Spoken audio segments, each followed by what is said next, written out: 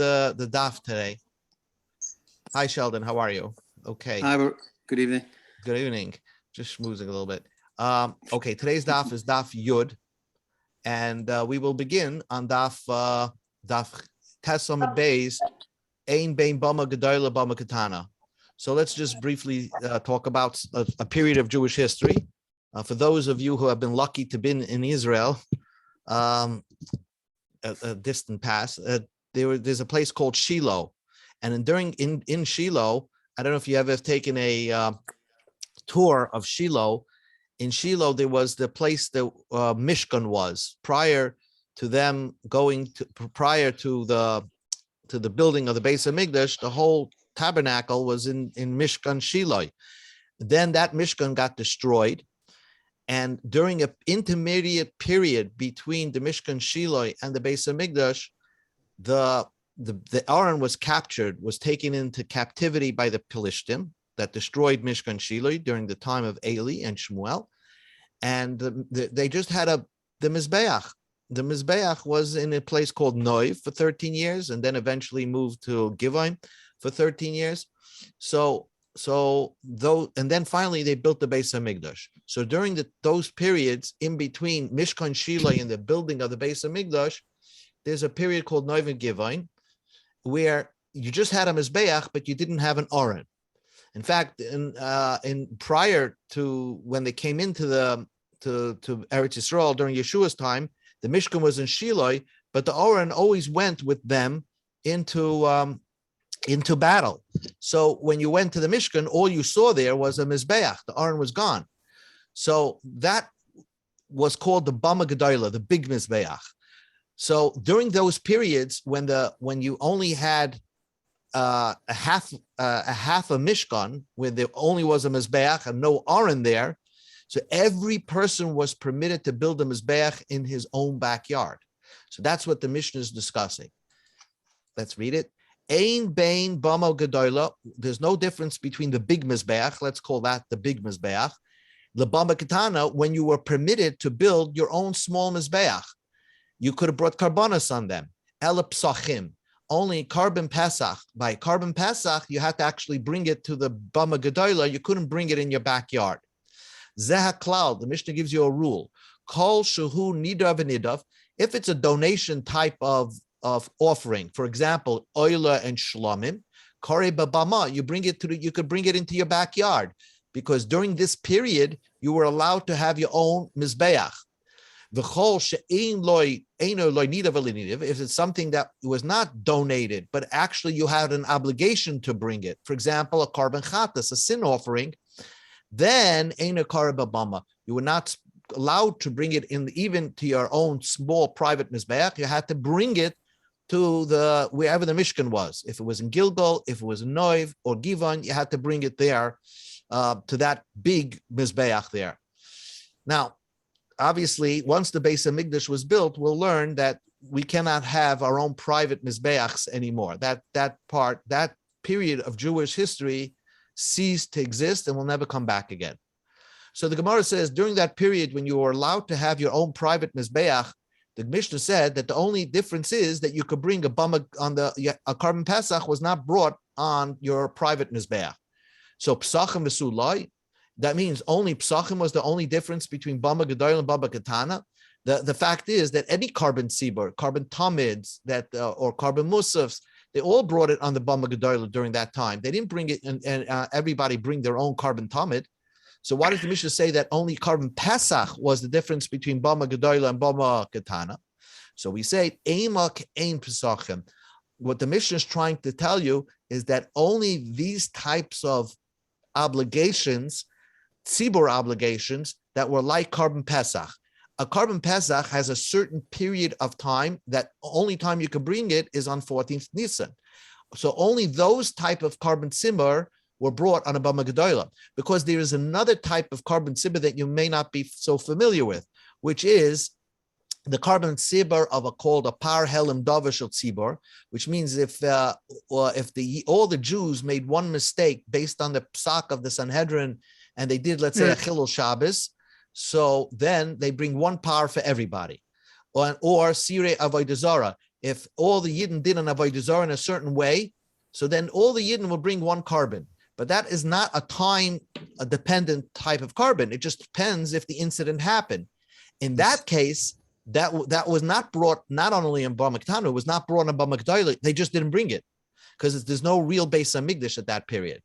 And who does that opinion go like? Reb Shimon he. The Tanya we learned in the Brayso, Reb Shimon oima af tzibur, even at tzibur, that's permitted to use the Bama Gedola, and they brought Tamidim and Musafim, lo yikrivu el psachim. They only brought carbon Pesach on this Bama Gedola. V'choyves shekavua lehem zman. Only type of obligations that's time dependent, like a carbon tamid, which you had to bring every day, a carbon musaf, let's say you had to bring it on Shabbos and Yom Tov. Alva choives, those types of carbonos tzibush ein kavu lehem zman, which have no set time to it. For example, that par helam davish tzibor or sirei avodah zara, which was not time dependent carbon tziba, hacha v'hacha like karav. Not only in a Baba Katana, but even in Baba Kedola, they didn't bring it. They didn't bring it at all. Now, those were periods of time where there really wasn't a set, where the Aron and Mizbeach were not together. There are two periods in time where the Aron and the Mizbeach were together. In the Mishkan Shiloh, of course, throughout the Mishkan, the Aron technically was always there. And Yerushalayim, when they finally built the Beis Hamikdash. Okay, either way, if you go to Shiloh today, besides seeing the winery and a good restaurant, they happen to have a whole 3D program. It's very interesting where they can pinpoint exactly where that Mishkan stood. And you can pray at they say you can pray at the place that Chana prayed, at that spot. My wife believed it, and it was an interesting tour day. So, Ein Bein Shiloh, but there's no difference between Shiloh and Jerusalem. When Shiloh had the Mishkan, to Yerushalayim when the Beis Hamikdash was built, in Shiloh, Oichlim, they would eat. Every Jew has certain obligations to eat karbonos of kachim kalim, light kachim.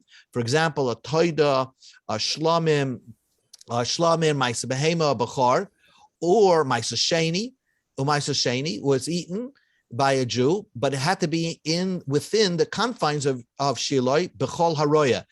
As long as you can see the whole city of Shiloh, then that's considered as the place where you can eat your kachim kalim.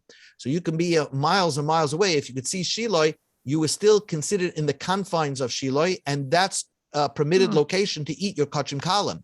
But Yerushalayim, after the Beis Hamikdash was built, and there's a mitzvah to eat your kachim kalim throughout Yerushalayim, you have to make sure that you're lefnim min hachoyme, within the walls.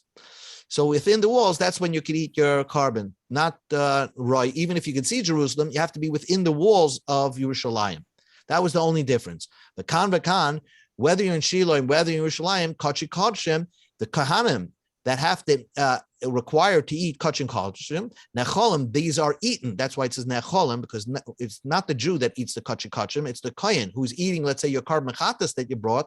Lefnim min hakloim, he has to be within the confines of the wall. So if you see in the picture over here, remember these pictures, is that a kohen gadol, a kohen, after he makriv your carbon chatas, he had to eat the meat, his gift, only within these walls over here. And in the Mishkan also there was a curtain around there in the Shiloh also. Then the Mishnah says, Kedisha Shiloh, we go to Amud Aleph, Yud Amud Aleph, Yesh Achrei Hata. After the Mishkan Shiloh was destroyed, one was permitted to build your own private Mizbeach. Ukedusha Yerushalayim, but once the Beis Hamikdash was destroyed, Ein Achareha Heter. There was no permission to build, we can't build our own Mizbeach in our own private backyard, because once Jerusalem was destroyed, that's it. So the Gemara starts off with a fascinating topic, a fascinating thing. Amar Rabbi Yitzchak said, Shomati, I heard, Shemakrivin bebeis chonya bizman hazeh. We're allowed to makriv a carbon in Beis Chonya. Beis Chonya was like a miniature Beis Hamikdash that existed in Egypt. Now, you can ask me, what is a miniature Beis Hamikdash doing in Egypt? Well, there was this Kohen Gadol called Shimon HaTzadik. He had two sons, Shimon and Chonya. And he really liked Chonya, and he put him to be the next in line. Shimon HaTzadik was the last of the Anshe Knesset Gadol. These are people who wrote the Shemoneh Esrei. And when he died, Chonya didn't want to take the job. He had humility, and so he gave it to his older brother. In the end, he got jealous, as the Gemara says, and then he felt bad that he gave it to his older brother. So he wanted to depose him. In fact, he wanted to hire a hitman to kill him. He was found out, and see, so instead of that, he decided, I'm going to build a new Beis Hamikdash somewhere else. And he built it in Egypt. Now, I don't think he meant it that Jews should come there, but it was a holy place where Goyim could be makriv karbonos. And this is the time of the Greeks, right? So he built a new Beis Hamikdash called the House of Chonya in Alexander, Egypt. And he meant it l'shem shemayim, that if a goy wants to come and bring a carbon, he doesn't have to go to Jerusalem. He can bring it in his place. So it remained a sort of a holy place.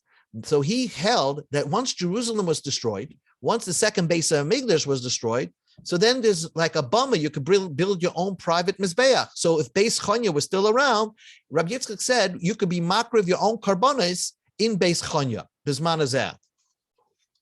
So first, Kesavar, he held, first he's teaching you two points over here. Kesavar, Beis Chonya, lav Beis Avodah Zarah. Chonya, although he broke away from his brother, built a new Beis Hamikdash outside of Eretz Yisrael, but he didn't mean it to do it for Avodah Zarah. He meant it l'shem shemaim. So it had a whole, it was considered a holy place. So that's the first point Rabbi Yitzchak is teaching you, that it's still a holy place. V'kasava, and he also held kedusha rishayna kedusha l'shata v'leikich los l'voy. When they made the first holiness of the second temple, it was only for that period of time. Once that period of time is over, there's no holiness on the Temple Mount anymore. The God, so to speak, went away. And therefore, technically, you could bring holiness exists everywhere in the world. It's not concentrated on the Temple Mount anymore since the Beis Hamikdash was destroyed. Therefore, he felt that you're allowed to bring a carbon in Beis Chonya bizman hazeh.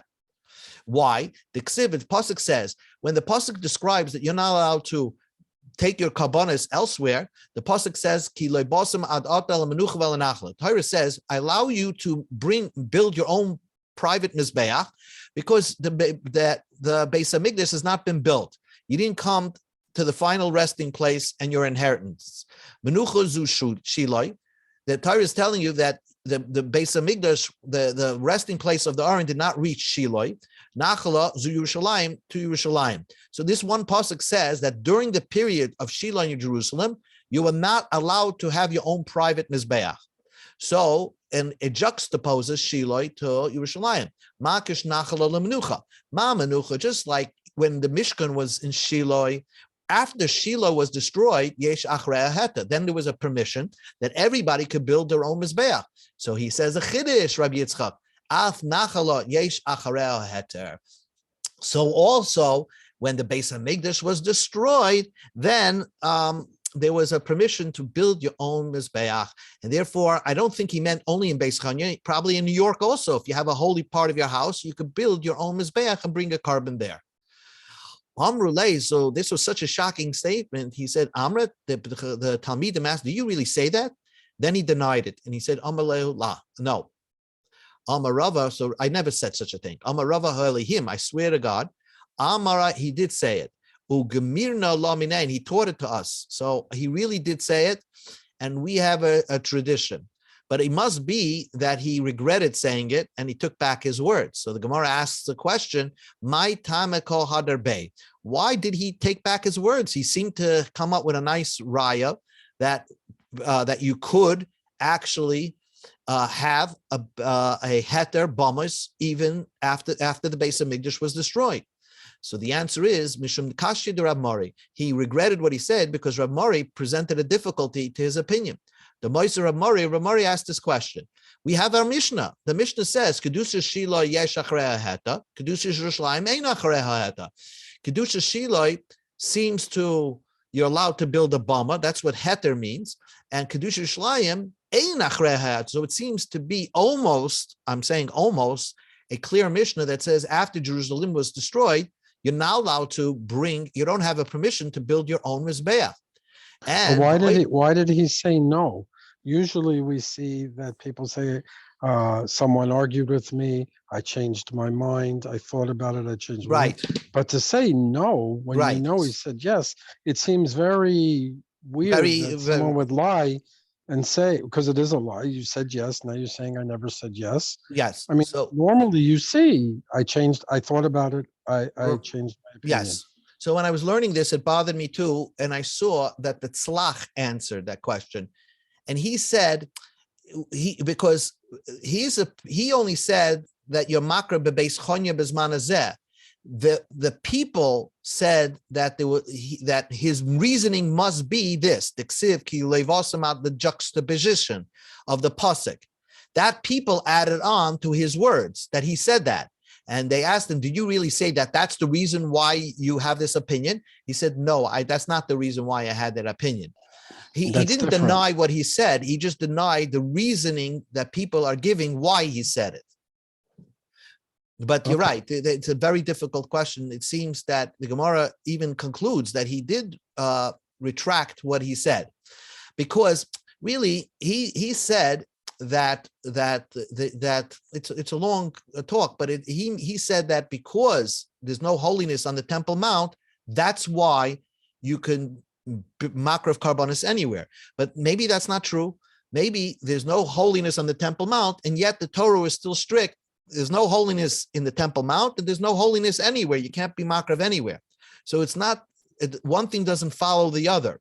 It was just a thought process that he had, and people wanted to say it's a pasuk, but then they asked him a question. It seems that the Mishnah doesn't agree with you, but it's not an open question from the Mishnah. Maybe the Mishnah is just trying to say that Kedusha Shiloi has no holiness afterwards, and maybe Kedusha, maybe, I don't know what the Mishnah is saying. Kedusha Shiloi yesh achrei heta, you can build, after Shiloh, you can build a temple anywhere.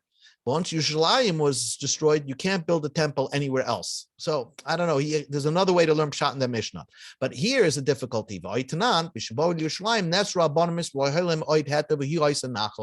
Here it says clearly that when in the Mishnah in Zvachim, that once Yerushalayim was destroyed, no more, you can't have your own private Mizbeach.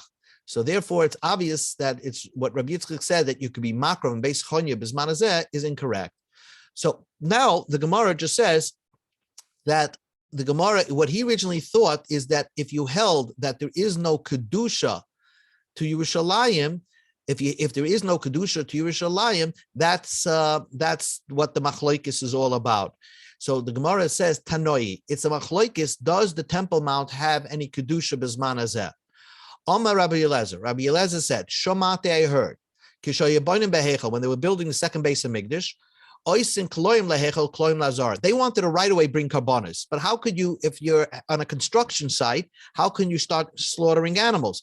So they put up makeshift curtains to represent the sanctuary, and makeshift curtains to represent the outer perimeter of the Azara.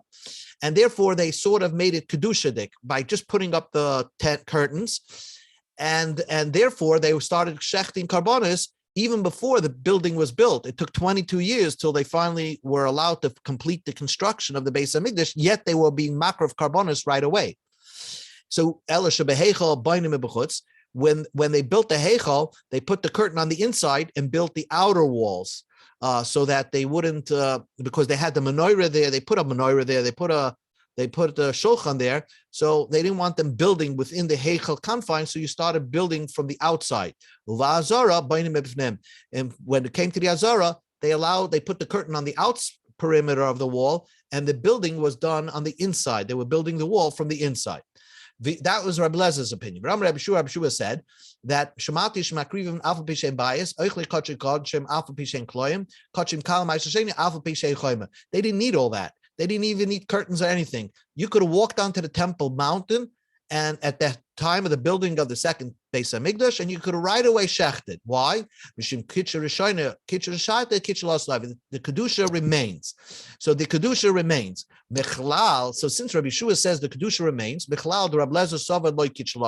first opinion, Rabbi Eliezer holds that the Kedusha never remained. Once the Beis Hamikdash was destroyed, it was never, there's no holiness until you make it Kedusha-dik again. And that's why you had to put up curtains. So we see here a clear machlokes if there's Kedusha on the Temple Mount. It could be Rabbi Yitzchak initially held that I hold like the opinion that there is no Kedusha on the Temple Mount. And just by a stretch, I will say that you could be makriv on in Beis Chonya, because I hold there's no kedusha on that Temple Mount anymore. And who do I align myself? With the opinion of our Rabbi Eliezer, who is a Tana.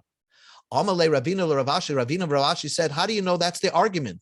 Mimai, how do you know that they're arguing? Dilma, everybody holds the Kulilaim Kedusha Rishayna, the first Kedusha Kitchen Shat, the Kitchen Lashlovai, was not only a Kedusha for its time, it's a Kedusha for the future. So maybe everybody holds that that when they destroyed the first base of Mikdash, the Temple Mount is holy, right? So nevertheless, then why, according to Rabbi Lezer, did they put up tents? Why did they put up walls, makeshift walls? It's if there was holiness there, why couldn't they makrav karbonis without putting up those tents? So first of all, Rabbi Yeshua said over what he heard, how they built the second base of Mikdash without curtains. Umar, Rabbi Lezer, whatever he heard that they built it with curtains. So you could ask the question, why, according to Rabbi Lezer, did they put up curtains at all? They don't need to put up curtains to make it a holy site and with songs and setting up the walls, because it's holy without the walls, without even makeshift walls. So the answer is litzniusa be'alma, just for modesty. In other words, people shouldn't look in as they're slaughtering animals, as they go to they make probably a new mizbeach hapnimi and a new menorah. So they wanted to have these curtains, but it's not that they needed it. The holiness always remained from the first base of Mikdash. So again, we are looking for a Tana that holds that the holiness of the first base of Mikdash and the second base of Mikdash, as soon as they're destroyed, there's no holiness on that site. So the Gemara says, the Tanya we learned to the Brisa, Rabbi Shmuel Rabbi Yosi, Lama Manu Chachamim Eselum. Why did Chachamim in Mesachta Erechin list off a bunch of cities in Eretz Yisrael that have a wall from the Yeshua ben Nun that have to do with the mitzvah Batei Arechaima? If you sell a house in Batei Arechaima, you get 1 year from to redeem it back. You can buy it back after 1 year, within the first year, but only if you sold the house that's within the walls of a walled city from the time of Yeshua. So why did they count? There was only 9 cities there. Why did they count only these 9 cities? Because these are the cities that they remade it Hegdish again. So they read in Ezra's time, they made it holy again.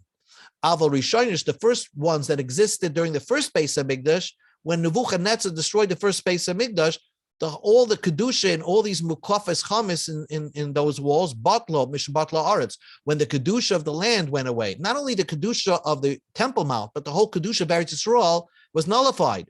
So therefore, there's no batei arechaim, there's no walled city anymore.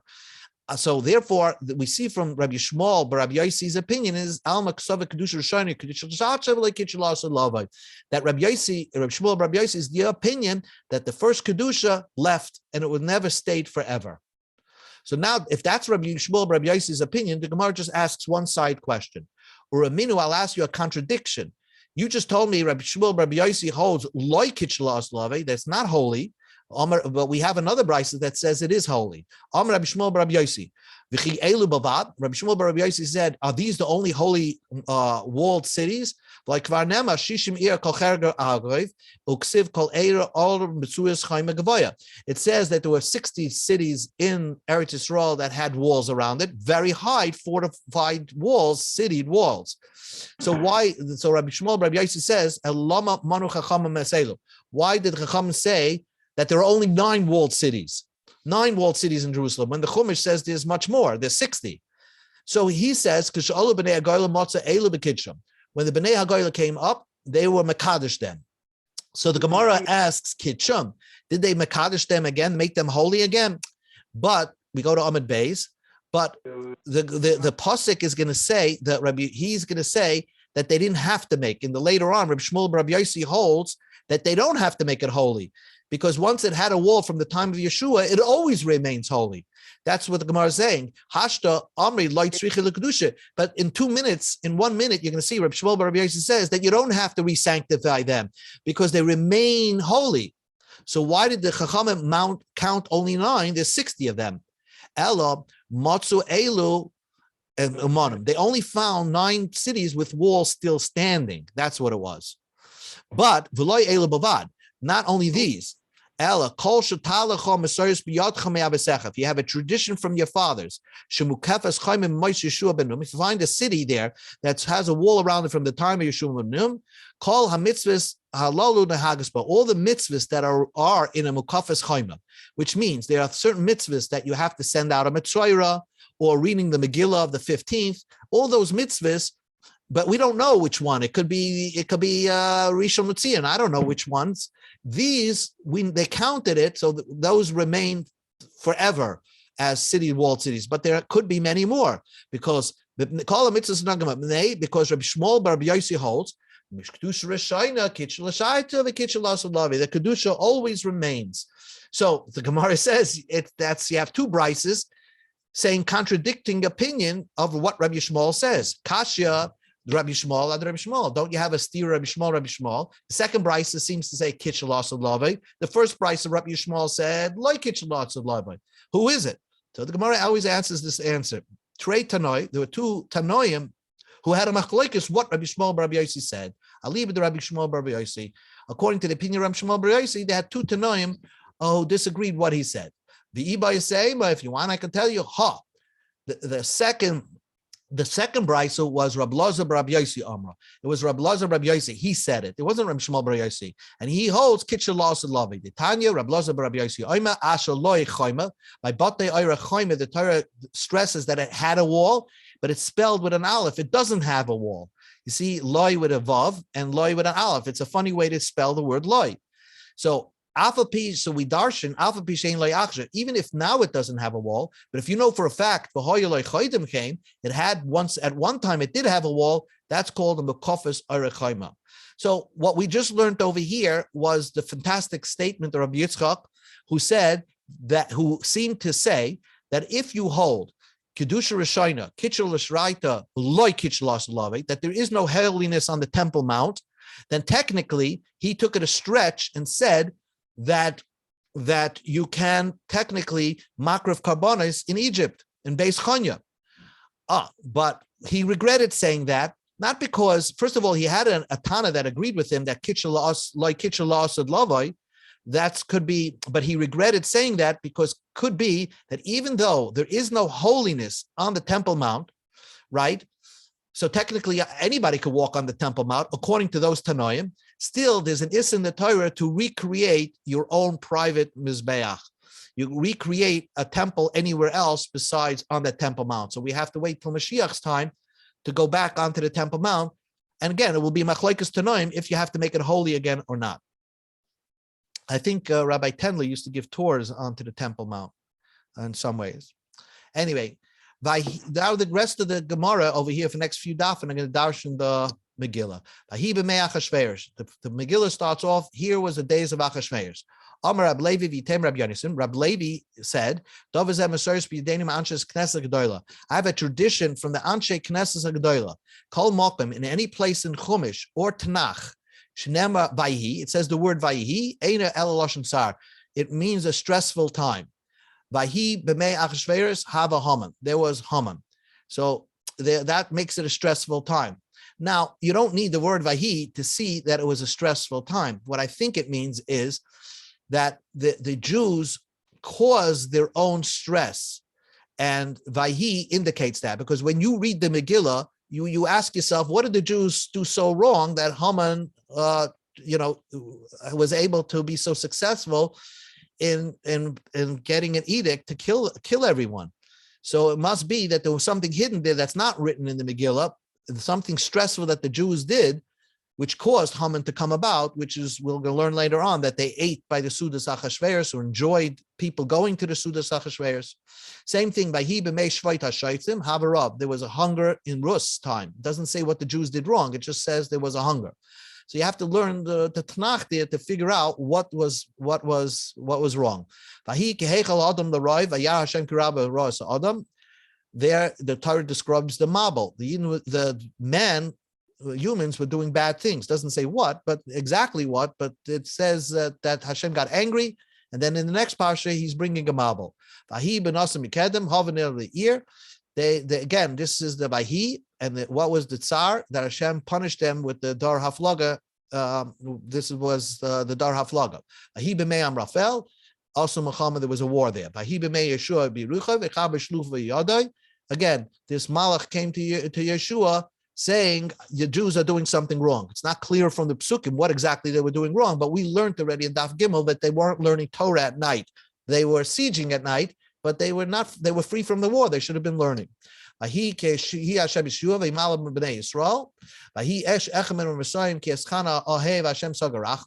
pasuk. Vahi in Shmuel. Vahi ki zaken Shmuel. So the Shmuel got older. What's the stress? His kids did not take over. They didn't follow in his way. Then the Tanakh says another example. Vahi David chol drachav maskil. Vashem imoy. So David was very successful, and God was with him. But the tsar was Vahi Shaul oyenes David. Shaul was trying to cause pain to David Amelech, to David.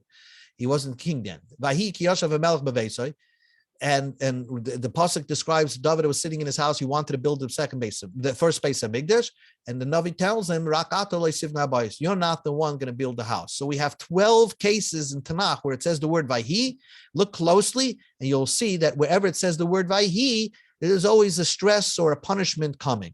So Gemara questions that. Vaksiv Vahi b'yom hashmini. It was the 8th day of the inauguration. The Tanya, the 8th day that the inauguration of the Mishkan, Oisa Yom Hoisa Simcha Lefnei HaKadosh Baruch Hu Yom Sheniver Bo Shemaim Va'aretz Kesiv Chacha Vahi b'yom hashmini Kesiv Hasa Vahi Erev Vahi Boike Yom Echad. That day that they inaugurated the Mishkan for the first time that Aaron took over was a very special day, as if God created the whole universe. So it says Vahi, and it's a happy day. So the Gemara says, Hashchiv Nadav Avihu. But that day, if you read the Parsha, Nadav Avihu died. So then we have a bunch of Vahis. Vaksiv, Vahi b'shmoim shana b'mei shana, the Jews left. Vahi b'shmoim shana b'mei shana, it was the 408th year since they left Mitzrayim. Shlomo HaMelech built the Beis HaMikdash. Vaksiv, and there's another pasuk, Vahi kishiro Yaakov es Rachel, and he fell in love with her. Vaksiv, there's a pasuk that says, Vahi erev Vahi vayke yom echad. There's many chumash that's in Psukim and Chumash that says the word Vahi, and it's not a stressful time. So answers the Gemara, Amar Rav Asher, Rav Asher says, Kol Vahi ikahachi. And ikahachi. When it says Vahi, it could be a stressful time, it could be a non-stressful time. But here, Vahi b'mei, when it says in the days of, it was in the days of, like it says over here, Eina el loshen tsar, then it must be a stressful time. Chamisha hava. There are 5 places in Tanakh where it says Vahi b'mei. Vahi b'mei Achashverosh, Vahi b'mei Shloifer Shoifer, Vahi b'mei Amrapel, Vahi b'mei Ahaz, Vahi b'mei Yahakam. So wherever it says Vahi, the word Vahi technically means stress. Vahi is Vahi, it comes from this word Vahi. But when it says it together with b'mei Achashverosh, so since it doesn't say it was the time that King Achashverosh, Bimloich HaMelech Achashverosh. It says in his days, it must be something bad is happening. And from HaKadosh Baruch Hu's perspective, nothing bad ever happens. It's all good. So it makes the time dependent on a human being. In his time, Bimei Achashverosh, so to speak, that's when it was bad. But it was not, in overall perspective, in God's Bimei, so to speak, it wasn't bad. So that's why it says bimei in the days of Achashverosh. So whenever it says the word Vahi bimei, it automatically means a bad time. Amar Rab Lezer says, we have a Masorah from our father, Yeshaya ben Amatz, and King Amatzia, right? Both of them were brothers. So one was a king and one was a Navi. My Kamash Malon. What's this? What's he teaching you? Kol Kala, any bride, a girl that got married in nowadays also, they move into their father-in-law's house. So it could be. So but she's faced with a dilemma. She just got married. She has her new husband. She wants to be flirtatious with her new husband, but yet it's not sneistic because she has her father-in-law around. So the bride, it teaches you, Kol Kala, if you have a young bride, she's modest in her father-in-law's house, right? And she holds herself back from being flirtatious. Zoicha v'yotzim mimeno, she will have great kids and merit from her malachim, kids who are kings, uneviim, and kids who are prophets. Minolan, where do you see that? Mitamar. Ksiv in the pasuk, vayireha Yehuda v'yachshavel zonik chichis panel.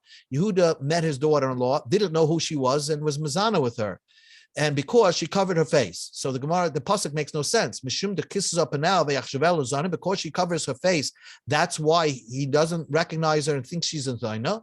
Ella, the pasuk is telling you, Mishum the kisses up and now bebeis chamia, she always covered her face when she lived by her father-in-law's house, by Yehuda's house. V'loy haviyadol, he was not familiar in the way she looked. So therefore, he didn't recognize that this was Tamar he's having relations with. Zachsa, because of that, Tamar is the mother of kings and prophets. Malachim, kings, David. David, great grandmother is Tamar. Nevi'im, prophets, Nabrab Levi, Messias Biyadeni, Avasenu, Amitz V'Maskin, Achim Hava, Uksiv, Chazan, Beishai ben Amitz. So Amitz, it comes from that family of where Yehuda comes from, Tamar, from that relations. So this is because of the merit of what she did. One more thing Rabbi Levi said. Rabbi Levi says, the Orain never took up space in the Beis Hamikdash. If you look at the picture of how the Orain looked, this Orain in the first Beis Hamikdash, you don't recognize this, but the Aron's in the middle of the picture.